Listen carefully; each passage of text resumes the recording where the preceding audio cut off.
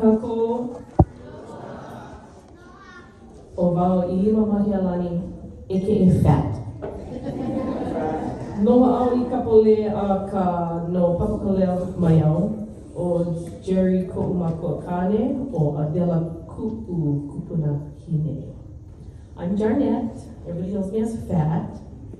I live in Kapolei, but I was born and raised in Papakolea.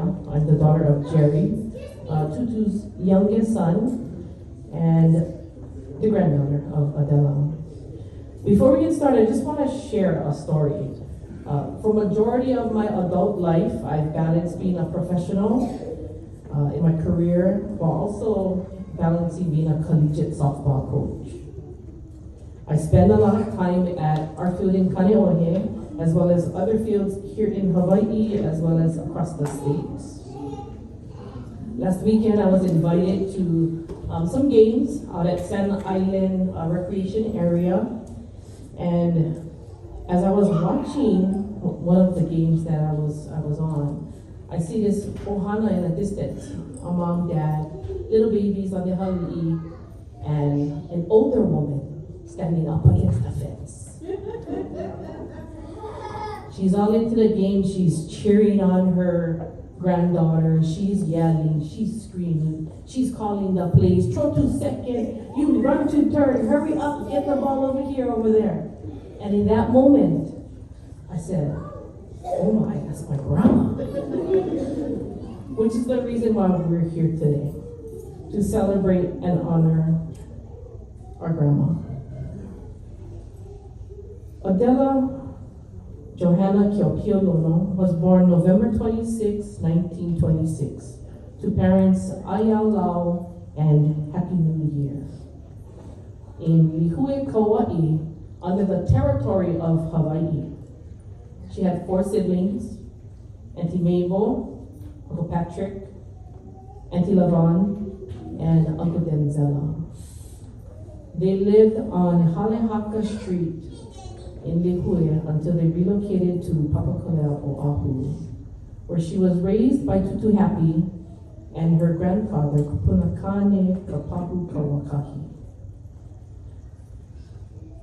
I would often ask Grandma, how many days did it take for you to paddle your canoe to Oahu? 1 paddle, 2 paddle, 3 paddle, 4 to take me home. And she would look at me like, I came on an airplane. And I said, Canada because never have airplanes back in those days.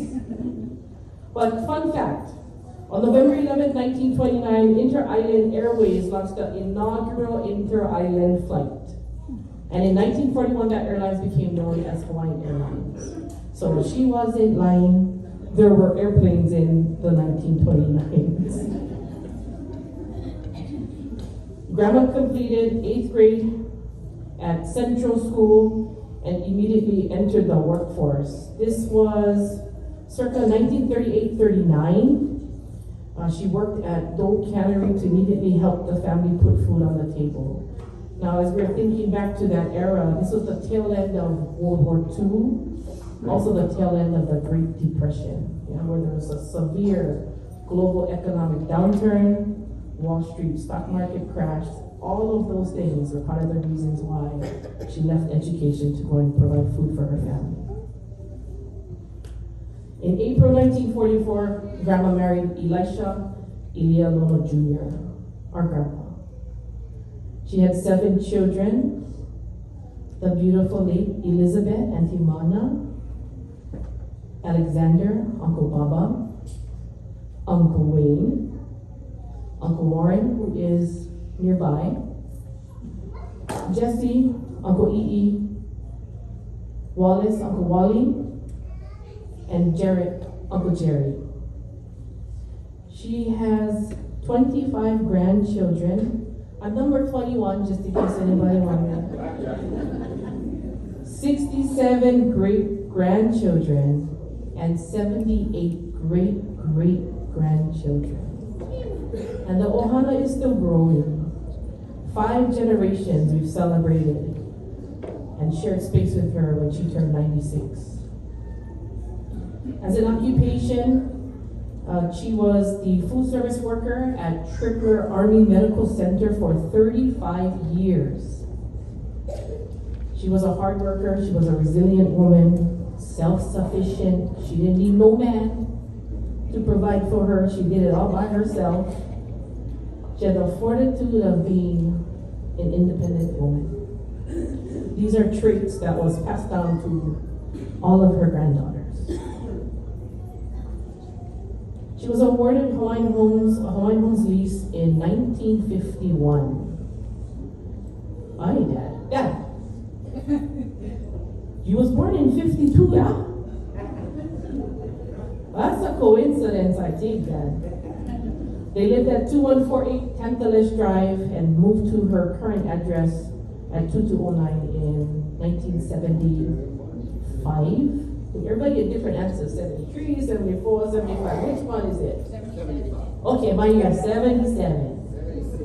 Okay, I think I said 76. Anybody else, any other bids? I'm taking bids now. In her younger years, she enjoyed spending time with her extended ohana, like Uncle Alan. Thank you so much. For all my church ohana, she was a smoker. She enjoyed her camels. She drank a lot of distilled water. She sang out loud. She was rambunctious, and she was the life of the party. A few of us also inherited that trait, Vanessa and Shannon. And I will always remember her smushing our faces as kids, saying, "Come, give Grandma a kiss. Give me a kiss." That was her with her jujus. She embraced her retirement and she loved to travel. Of course, her favorite place was no other than Las Vegas. She said she went to Tahiti, Tijuana, Mexico. I think at that time she was probably looking for somebody to take care of her. And she visited family all over the United States. And we're talking California, Washington, Louisiana, Texas, Tennessee, Arizona, and New York. One of her favorite travelers was Leanne. And as you guys saw the picture of Grama at a Chicago Bulls game, all of a sudden Michael Jordan is the #1 and most renowned basketball player ever. And Grandma was an immediate Chicago Bulls fan. Leanne said she walked into work that day and everyone was congratulating her. "Oh, congratulations, high five," giving her a hug. And she's like, "What happened?" "You won the trip to Chicago." And she's like, "What trip? I didn't enter anything." Meanwhile, she's like, "Okay, just hug me." On the back end, Grandma is searching for her, trying to find where she is, so she can tell her that she's taking Grandma with her to Chicago. Nobody else. So Grandma hunted her down, and she and Leanne enjoyed a week of activities, a basketball game at the Chicago Bulls Stadium, where they got to see her favorite player, Michael Jordan, Scottie Pippen, play. What a wonderful thing. Now, remember that lady at the park now? Our grandma was 10 times more loud, more fun, and sometimes a little bit irritating for the other teens.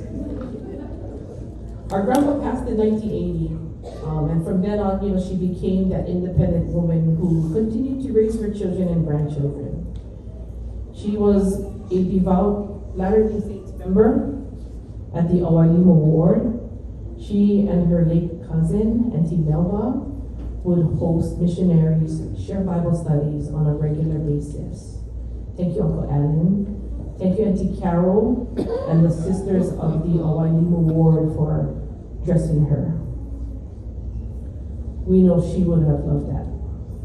In 2005, she was sealed to Grandpa in the LDS temple in Māhele.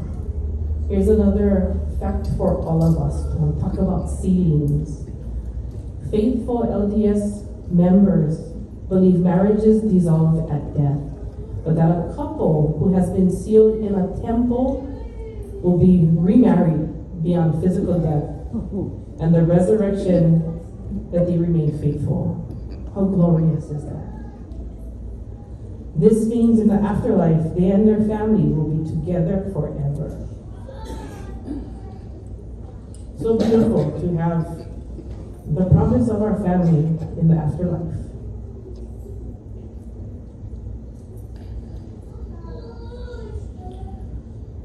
Our grandma was so prepared for this moment.